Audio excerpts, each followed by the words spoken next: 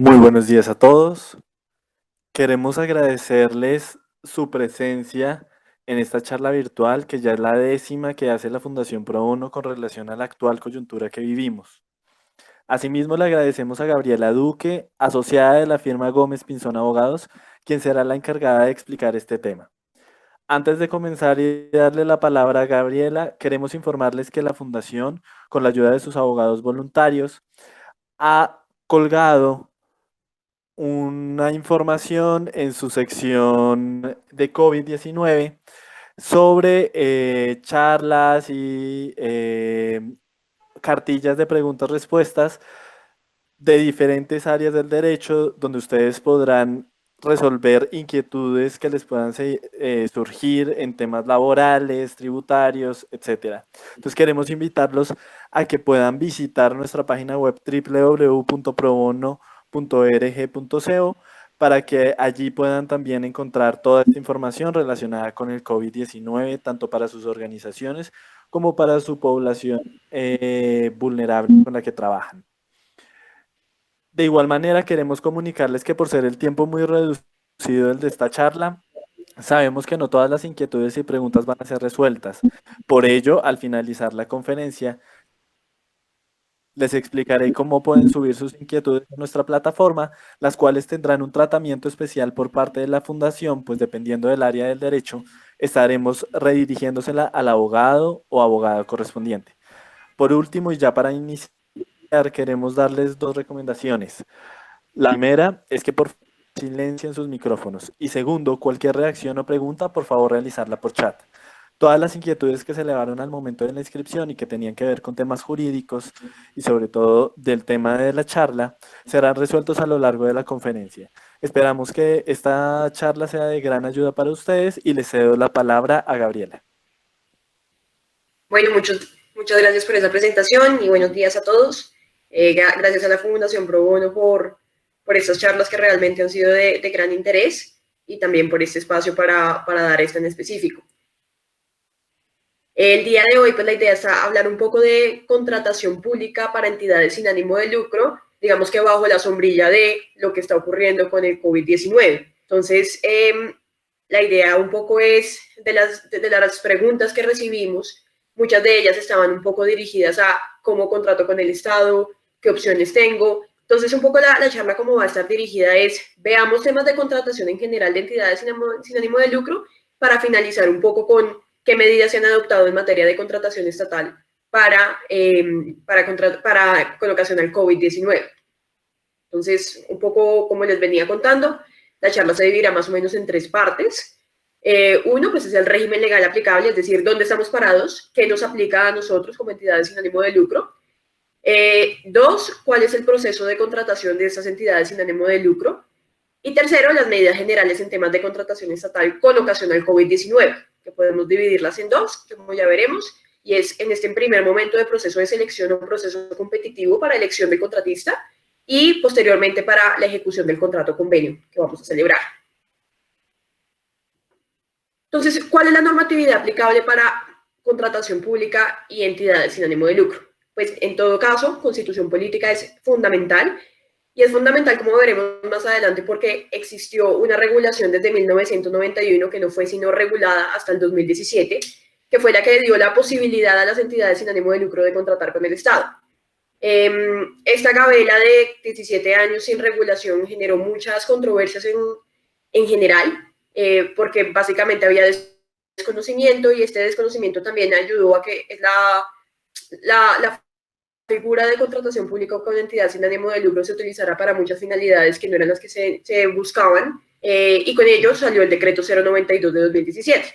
El decreto 092 de 2017 es un régimen especial para contratación pública de entidades sin ánimo de lucro, que digamos que nos excluye de la aplicación de, en principio, la ley 80 y el régimen general de contratación pública.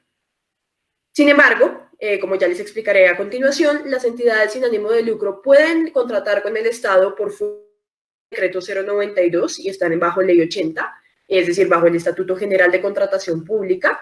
Y en todo caso, los principios de la contratación pública les serán aplicables al decreto 092, por más de que se trate de un régimen especial para ciertos casos en específico.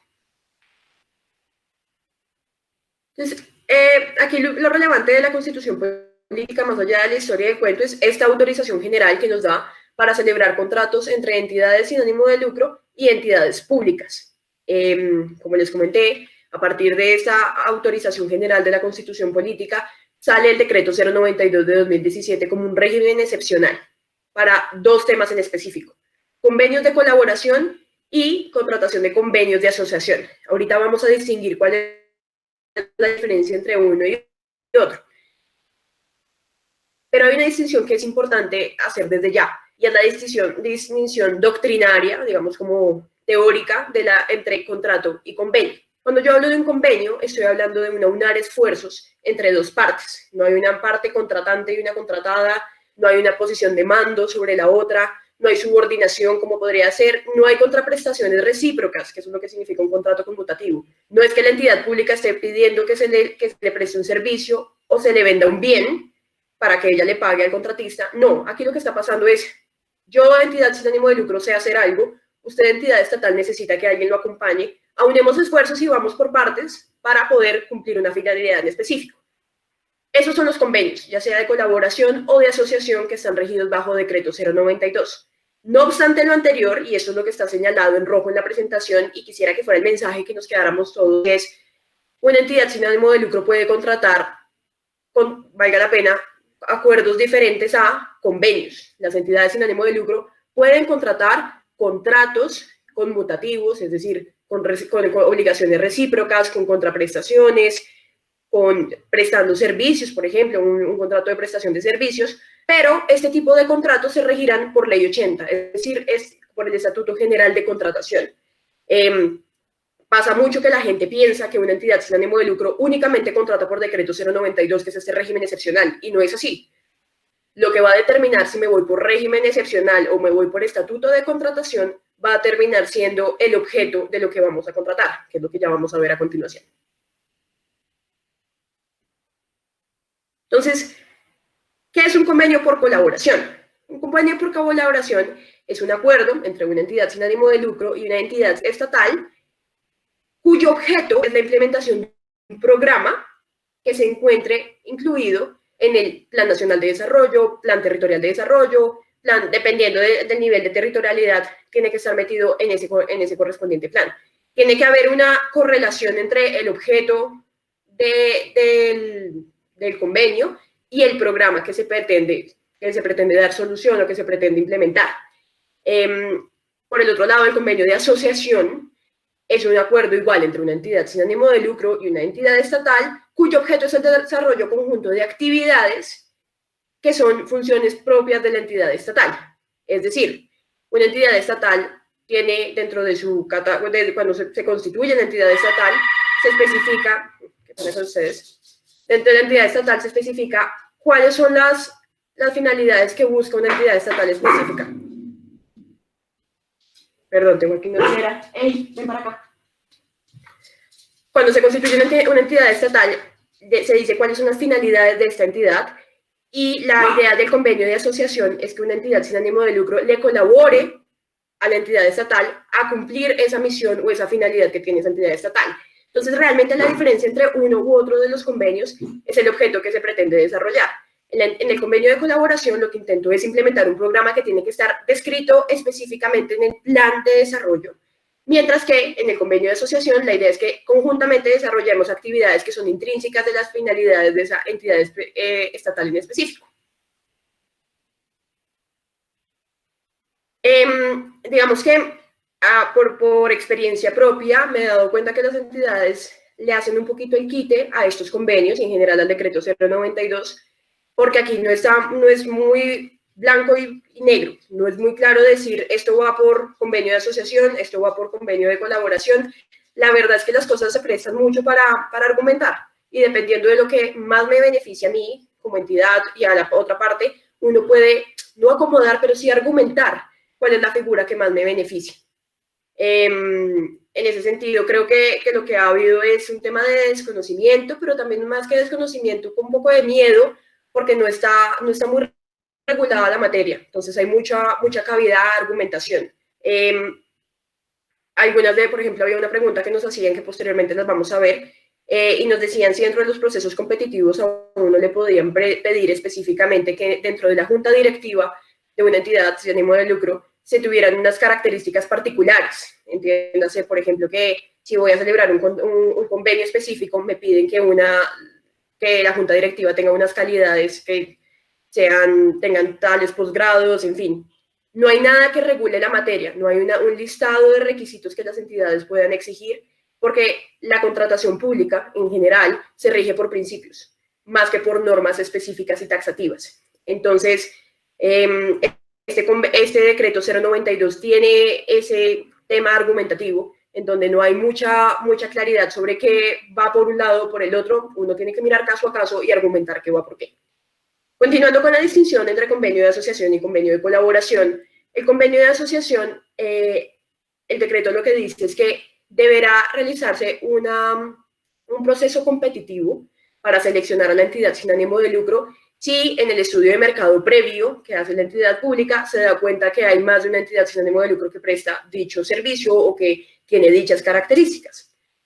El convenio por asociación tiene dos reglas particulares frente a la aplicación de estos procesos competitivos, y es que si la entidad sin ánimo de lucro presta más del 30%, digamos, dentro del convenio, dice que va a dar más del 30% del valor total del convenio, no es necesario adelantar un proceso competitivo. Un proceso competitivo tal vez no lo he definido, pero el decreto tampoco lo define mucho. Hagan de cuenta que es un tipo de, comillas, licitación, es decir, es un proceso en el cual la entidad pública va a verificar que se cumplan con unos requisitos específicos que necesita dependiendo del tipo de contrato de convenio que va a celebrar, y posteriormente da una fecha para que se presenten ofertas y selecciona a la mejor oferta. Entonces, en convenio de asociación existe esta excepción en la cual si la entidad sin ánimo de lucro se compromete a dar más del 30% del valor del convenio, no hay necesidad de celebrar, de iniciar y de dar continuidad a este proceso competitivo. Si hay dos entidades sin ánimo de lucro que se comprometan a dar más del 30% del valor de los recursos del convenio, la entidad pública no adelantará un proceso de selección o un proceso competitivo como tal, sino que deberá justificar bajo los criterios que él determine por qué elige a uno u otro. Entonces aquí vuelve y juega lo que les digo. No está muy regulado el tema. La entidad estatal tiene esta carga argumentativa de demostrar que efectivamente X o Y opción era mejor para lo que estaba buscando con el convenio.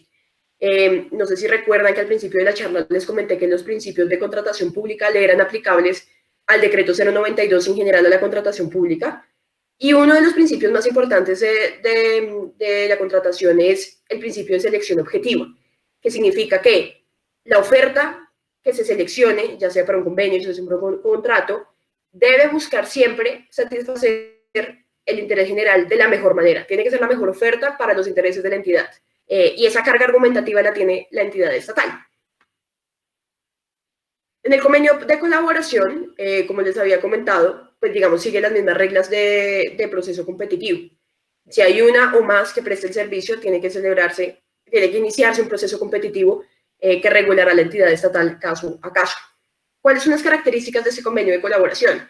Como les decía, tiene que haber una correspondencia directa entre el objeto del convenio que se va a celebrar y los programas previstos en el Plan Nacional o Seccional de Desarrollo. Por lo general, ¿cuál es el objeto de estos planes? Si es derechos de las personas en situación de debilidad manifiesta o indefensión, derecho a la educación, derecho a la paz, o manifestaciones artísticas, culturales, deportivas y de promoción de la diversidad étnica. En general, son temas, por un lado, de sectores más desprotegidos, y por el otro, un campo cultural y educativo que permite que las entidades sin ánimo de lucro apoyen a las entidades para poder dar continuidad a estos programas.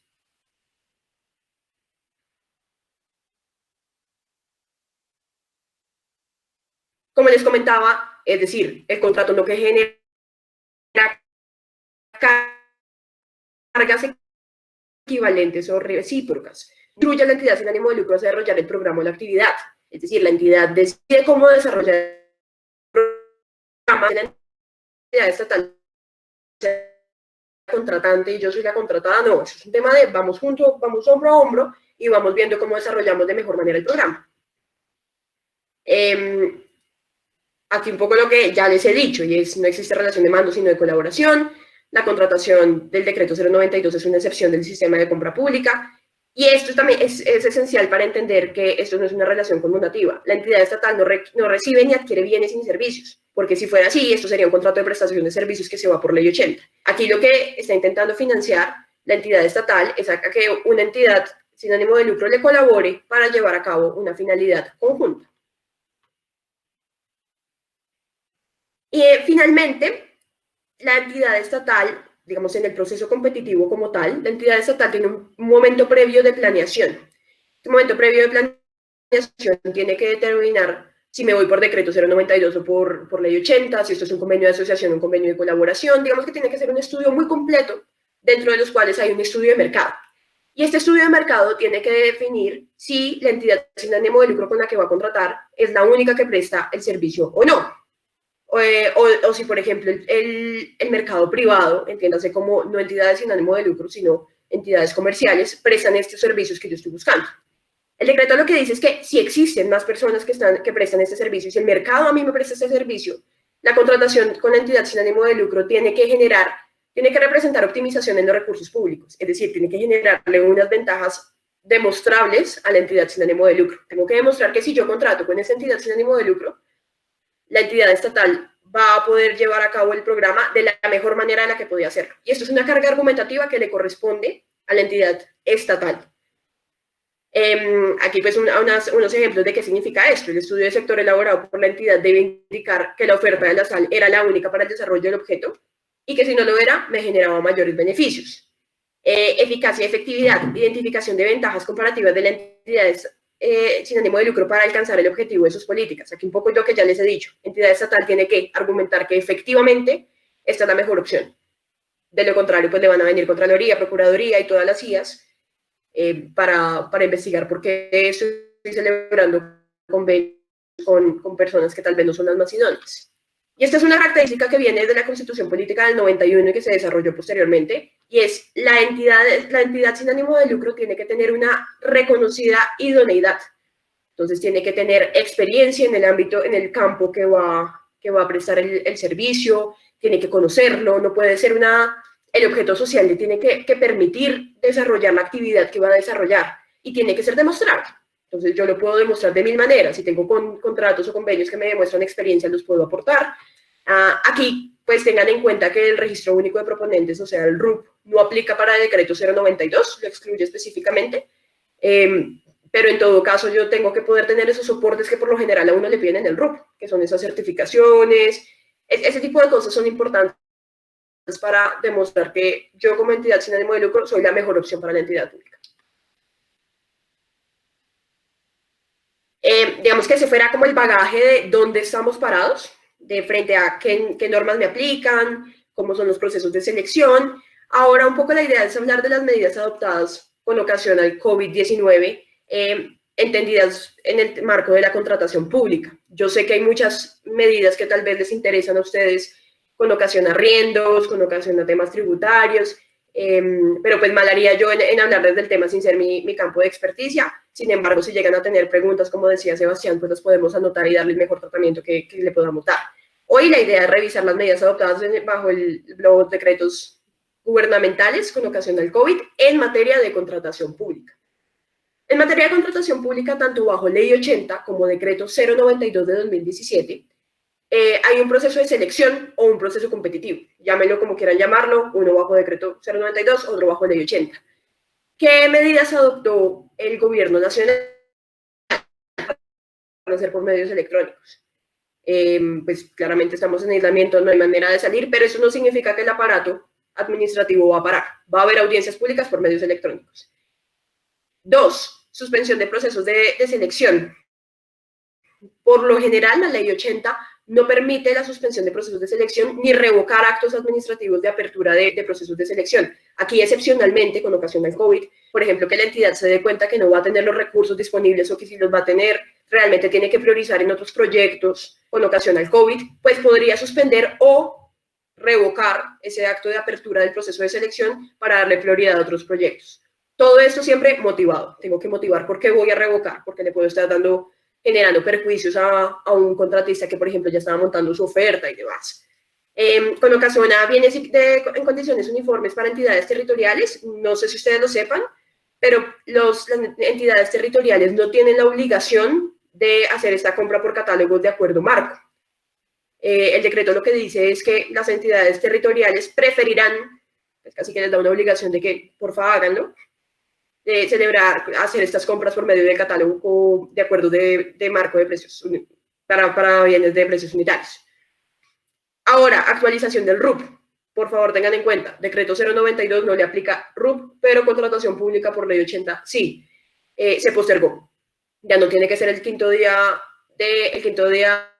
hábil de abril, sino que se dio un plazo hasta julio para actualizar el RUP. Esto es lo que está vigente hasta el momento. Muy seguramente si seguimos así puede que los plazos se vayan a ir moviendo un poquito.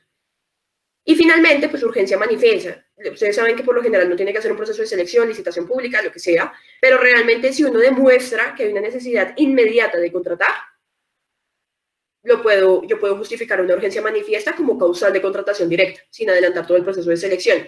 Y esto no significa ni corrupción, ni selección a dedo, no. Lo que significa es, si yo tengo una necesidad y me tengo que hacer un proceso de selección de 6 meses, pues tal vez no. Tal vez lo que debería hacer es justifico por qué y contrato a una persona directamente porque necesito solucionar un problema ya.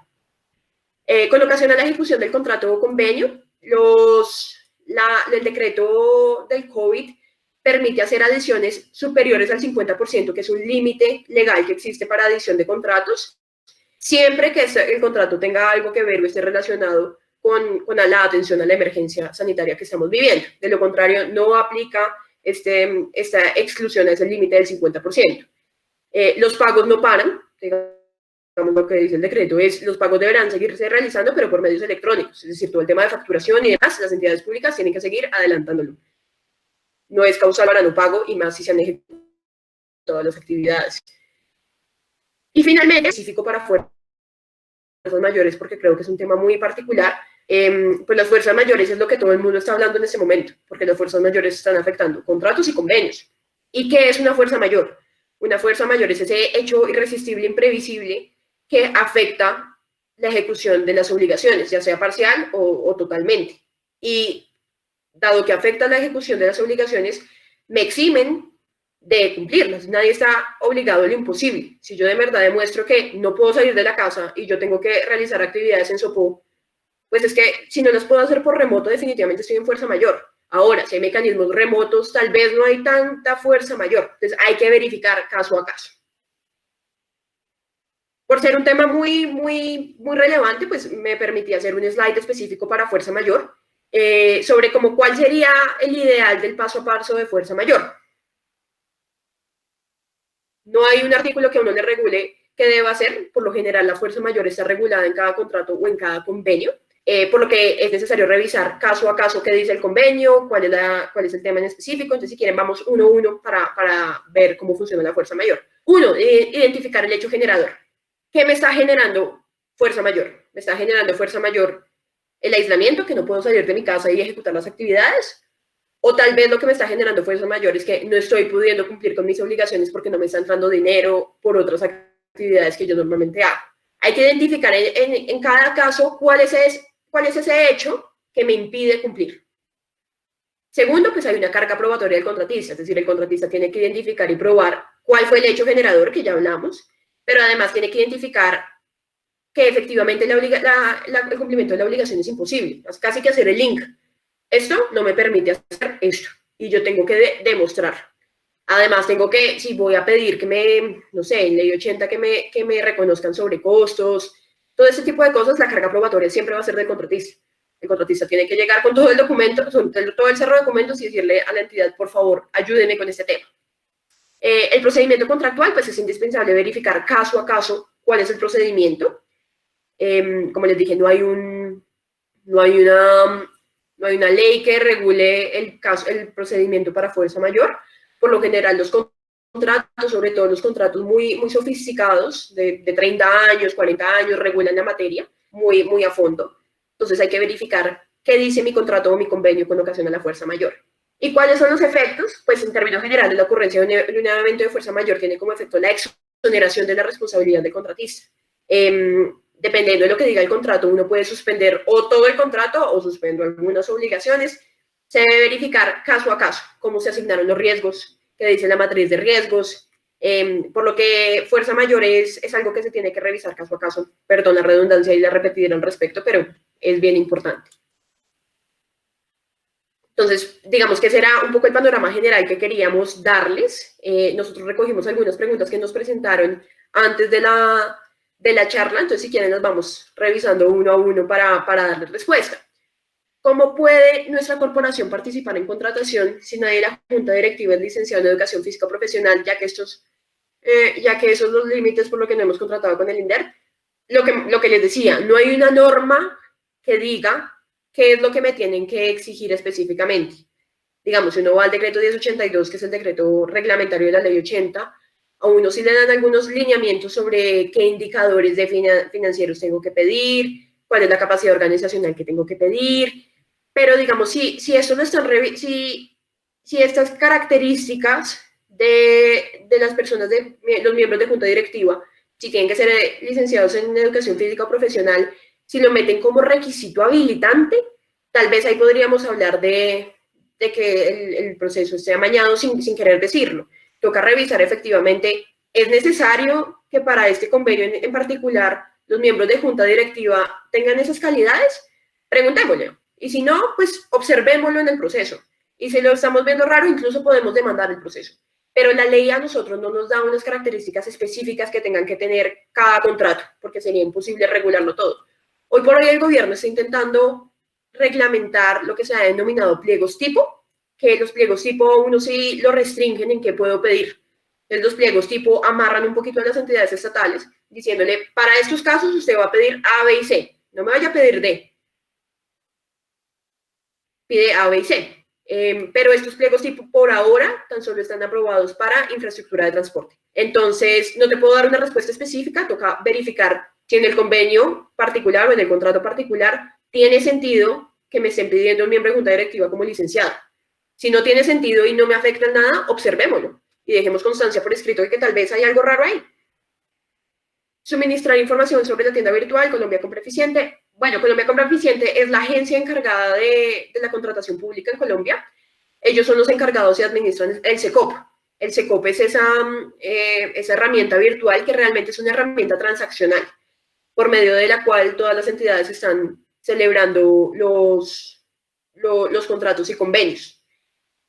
Para convenios de decreto 092 te exigen tener una cuenta dentro del SECOP, pero no es nada más difícil, no, es como crear una cuenta en cualquier otro website, pero es básicamente una plataforma transaccional. Eso es el SECOP y la Colombia Compra Eficiente es la encargada de administrar.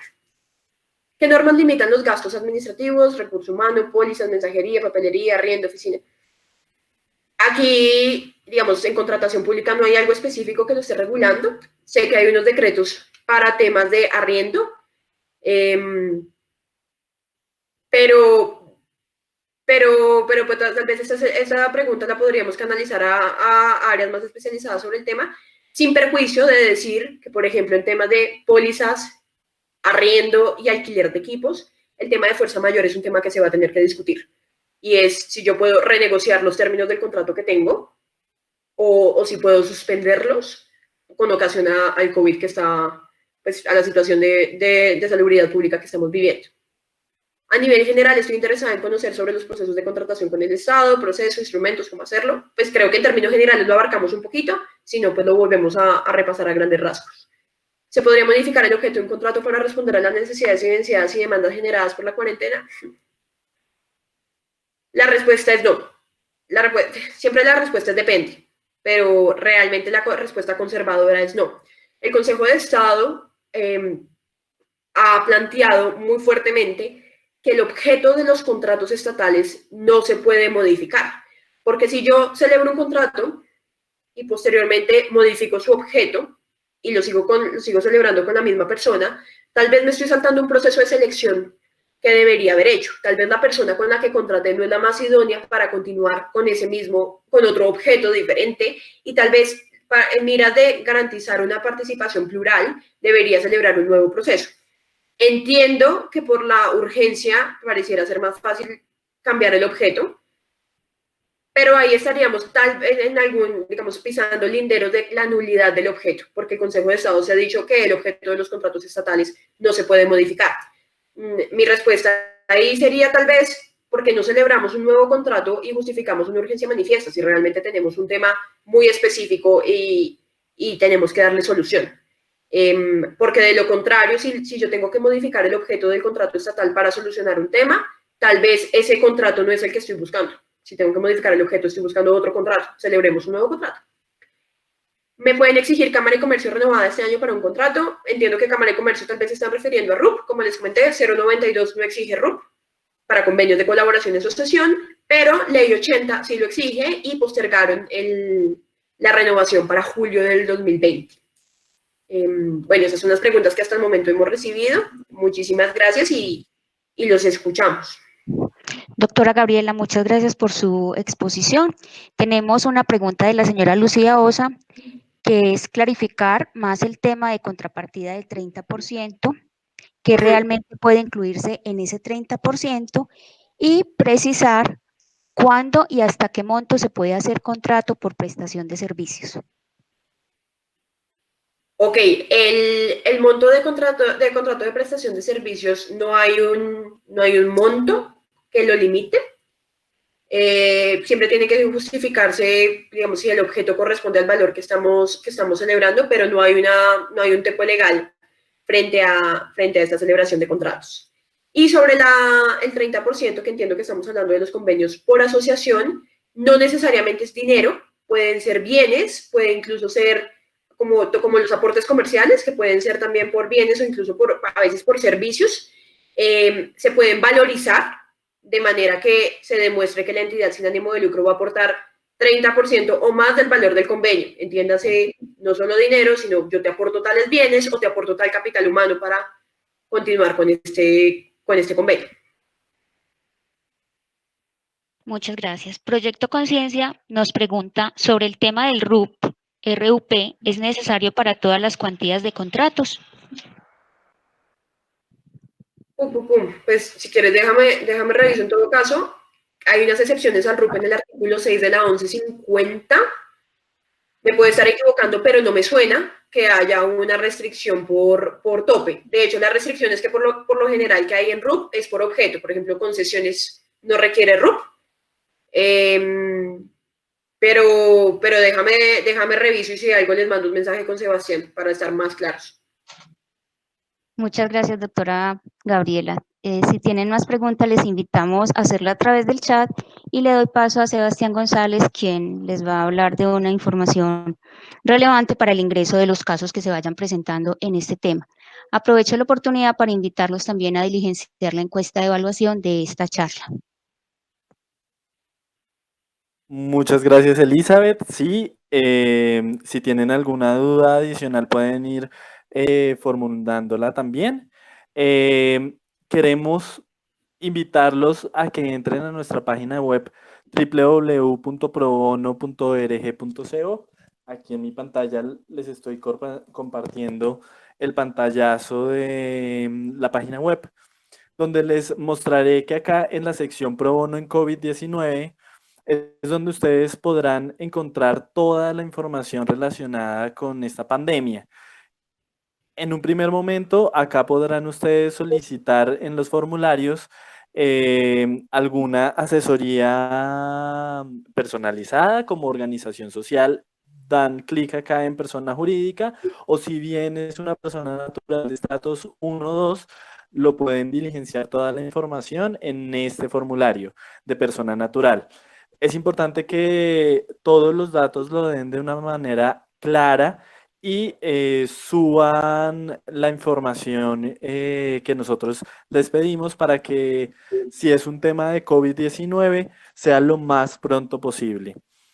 Asimismo, los invitamos a revisar las cartillas sobre las diferentes áreas del derecho con preguntas y respuestas que seguramente en algún momento se habrán hecho y también los invitamos a revisar todas nuestras charlas virtuales que también están colgadas en nuestra página web. Los invitamos también a seguir nuestro canal de YouTube Fundación Pro Bono Colombia, donde todas estas charlas están siendo subidas, y también seguirnos Fundación Pro Bono Colombia en Instagram, Twitter y Facebook. Por último, queremos también invitarlos a que si quieren donar, ya sea 20.000, 10.000 pesos, para que estas charlas puedan seguirse dando y podamos también seguir colaborando a las organizaciones sociales y a población vulnerable en esta labor. También lo pueden hacer en la pestaña de donaciones y pueden diligenciar este formato y pagar por PayU. Le doy paso a Elizabeth nuevamente para que formule la última pregunta y cerrar la charla. Muchas gracias. Gracias, Sebastián. La pregunta la hace el señor John Lira. Es decir, que los contratos ya ejecutados en el 2019 y que no se han pagado a una ISAL por parte del Estado, no se debe argumentar la no asistencia a las instalaciones físicas de la institución del Estado. Es decir, y perdón si no estoy entendiendo la pregunta, si la no asistencia a las instituciones del Estado son causal para que no le paguen a la entidad sin ánimo de lucro, ¿es esa la pregunta? Sí, así es, dice John. Ok. Depende, perdón que la respuesta siempre sea depende, pero depende, por ejemplo, si dentro del convenio o el contrato estaba la obligación de asistencia, por un lado, pero por el otro lado también no tiene mucho sentido que no les estén pagando por la no asistencia teniendo en cuenta las circunstancias en las cuales estamos todos. Si hay un tema de aislamiento y yo no estoy en las excepciones para poder movilizarme, no se me puede exigir esa obligación porque estoy en una causal de fuerza mayor, con lo cual no me podrían estar reteniendo un pago si yo estoy en fuerza mayor. Caso contrario es que, por ejemplo, el contratista tenga esa obligación específica dentro del contrato y tenga permiso para movilizarse. Ahí no es tan fácil argumentar la fuerza mayor porque en principio yo podría asistir. Entonces tocaría revisar en el caso concreto, uno, cuál es la obligación que me están alegando incumplir, y dos, posibilidad o no de cumplirla bajo las circunstancias actuales. Gracias, doctora Gabriela. Por el momento no tenemos más preguntas y reitero la invitación a realizar la evaluación que encuentran ubicada en el chat de esta charla. Listo, muchas gracias a todos por su asistencia, muchas gracias a Gabriela y esperamos tener su presencia en próximas charlas que vamos a estar colgando en nuestras redes sociales y que estaremos también informando por ahí. Por eso los invitamos a seguirnos. Muchas gracias y feliz viernes para todos. Hasta luego, muchas gracias.